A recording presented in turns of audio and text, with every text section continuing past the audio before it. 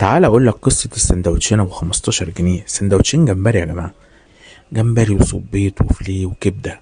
عامل سندوتشين، السندوتشين ب 15 جنيه. بصراحه حاجه جميله، وده كان نادر بينه وبين ربنا. تعالوا بقى اوريكم القصه والحكايه. انا هقول لك بقى ان سندوتشين جمبري ب 15 جنيه. مش مصدق؟ اليافطه اهي ولسه متعلقه اهي. جيت له من اخر الدنيا عشان اتاكد. مطعم كافيار والتكيه، بصوا كده. قبل كده جبت لكم سندوتش ب 10 جنيه، دلوقتي هجيب لكم سندوتشين ب 15 جنيه جمبري. هتقول عليا كذاب. مش تعالى.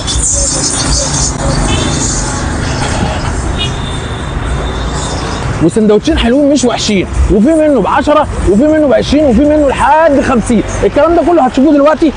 شعارهم الرزق من عند الله، معاك هتاكل ما معاكش برضه هتاكل. بيروقوا لك السندوتش ازاي. وايه موضوع جبر الخاطر اللي انت عمال تعمله لنا ده؟ والله هو بص، هو الاذان بيأذن اهو الحمد لله. هو الحاجه دي بامر الله يعني.